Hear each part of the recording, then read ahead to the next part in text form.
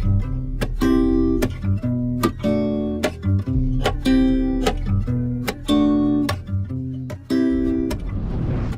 we're back talking about recovery, and we're starting with deloads. So, Michael, I thought you're supposed to train hard every day, no days off, bro. No days off. Arm day every day. That is not the case. When we're in the gym, and I'm sure you might have heard this before, you're tearing your muscle fibers apart. You're wearing yourself down. It's at the recovery stage where you build it back up. You super compensate. You reach past a point and a performance level that you weren't at previously because your body adapts to the stimulus that you provide it with. So there's an issue with that. So why do I need a deload? Can't my body just adapt as I take rest periods? Like I'm going heavy like not every single day. I'm like taking like a day off in between. But there is a point where something called accumulated fatigue builds up. If you're continually going heavy and you're continually increasing your intensity, whether that be, or did I say that wrong? No, yeah, intensity. Whether that be your volume or your absolute intensity of your workout, at some point your body's going to need a longer rest period. That fatigue will build up, and if you don't give your body a full week or a full rest period of time to fully recover and to adapt to the stimulus, to take some time off to rebuild the torn muscle fibers, restore energy, glycogen, creatine, ATP, well that happens soon after, but now I'm getting on a tangent. But basically, you need deloads, and they're beneficial to you because it helps deal with accumulated fatigue, and you're going to make way more progress if you're taking deloads than if you continually lift heavy and heavy. Just because you're doing lighter weight does not mean that you're getting weaker. It's not like you take a week off and then all of a sudden your bench press drop 50 pounds. Now, if you're benching heavy consistently and then you take a week off of full light weight, do we want to jump right back into heavy weight?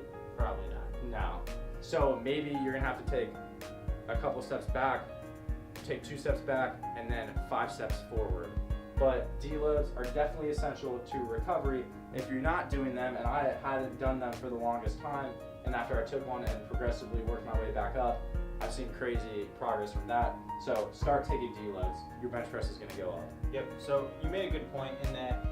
I mean, I didn't take deloads for the first 4 or 5 years of lifting. Like, you can really get away with a lot. And they're not that crucial for beginners.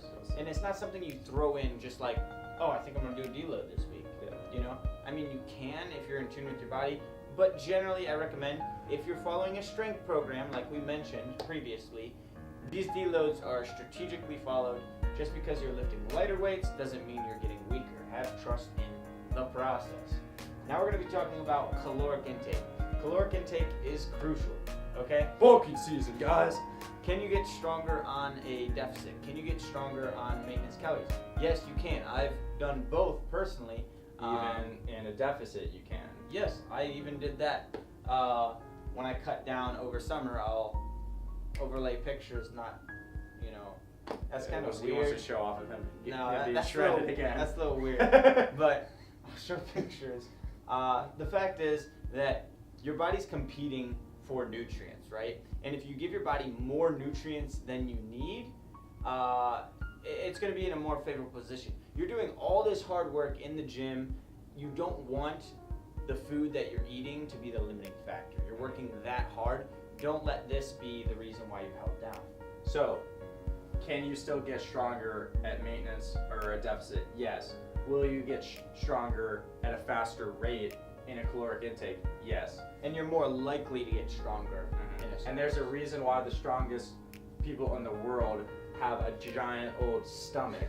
The amount of calories that they're consuming. You don't have to consume that many calories, but the matter of the fact is that they're eating more than they need. For sure.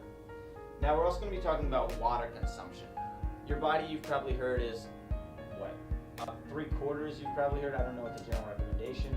It depends on the individual, how much muscle mass you're carrying. Your body contains between 50 and 75% water. Most of that water is intramuscular, which means it's actually inside the muscle.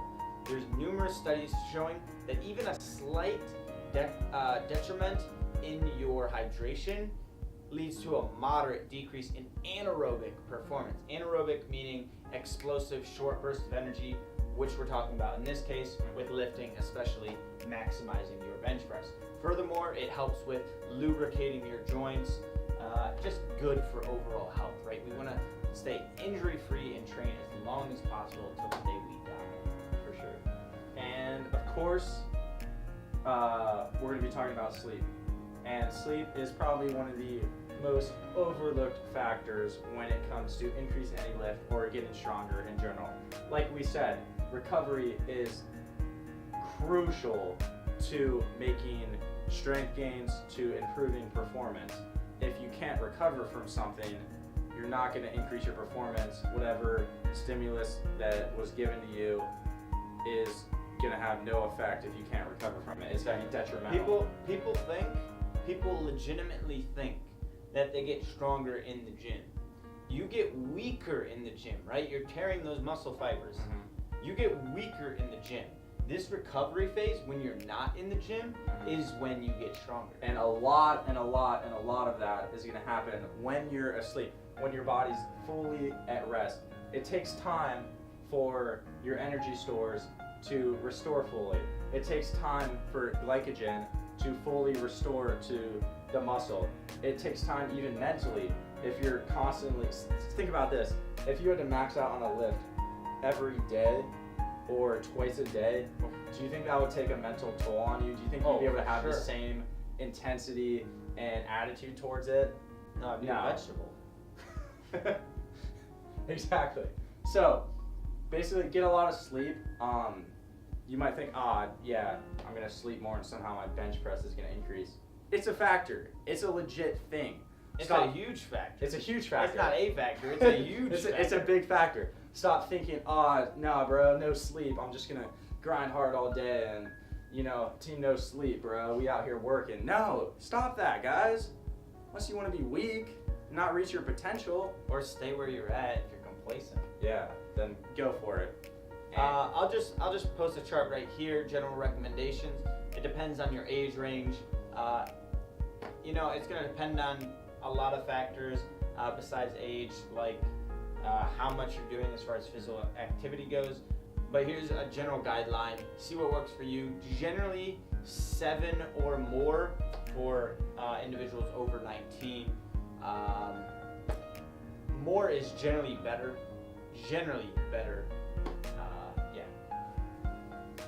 Hit home with this one, homie. For all you college kids watching this, or high schoolers that are making poor decisions, or whatever. Middle schoolers. Maybe the toddlers are now drinking alcohol. I sure hope not, man. But the world we live in today. Hit it home, man. Oh, I got that's all you, man. Okay, man. All right, so now we're going to talk about alcohol. Like we said, we nailed this 100 times. Doesn't need to be repeated, but I'm going to repeat it anyways to drive that point home. Recovery is crucial. When you drink alcohol, you're slowing down a lot of those metabolic processes, and you're not going to be recovering optimally. Now, is a drink of beer or a glass of wine going to really influence you that much? No. But if I know anything, it's that college students especially, which is our target demographic, in that 20 to 30 range, which I guess isn't really college, but still middle age. You're not going to have one beer, right? You're going to have 8, 10, 12. I don't know how big of a lad you are, but you're going to have a lot, right? It's a trade-off, essentially. You want to enjoy yourself outside the gym. We train so that we can enjoy ourselves outside of the gym. So I'm not saying avoid alcohol altogether. Life is all about balance, but it's a factor to consider. If you're getting belligerently drunk every Friday, Saturday, Sunday, I'm sorry, but you're not going to be strong as you could be.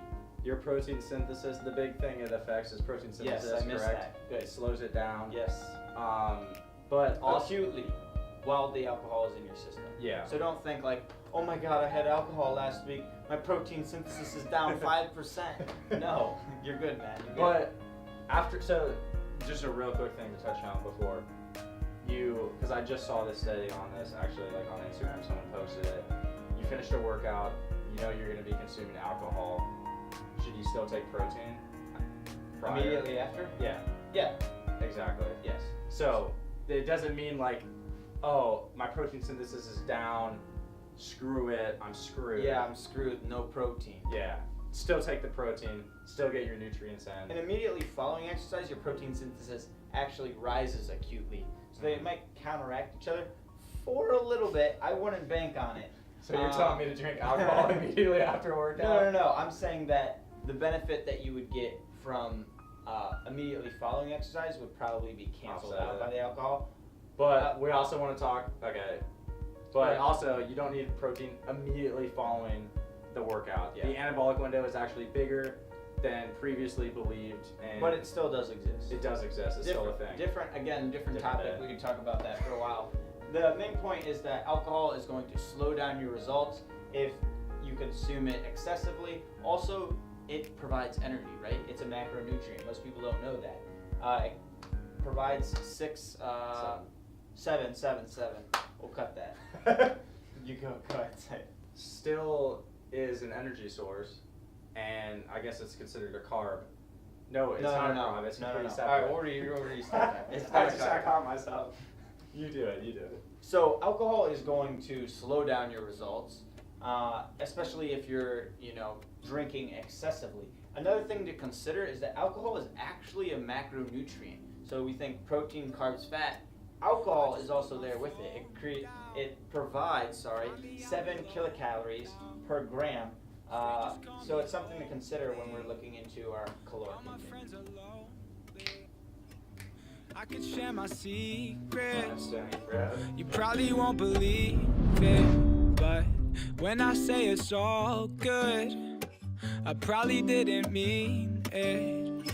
Oh no, I ain't got a job, so I'll still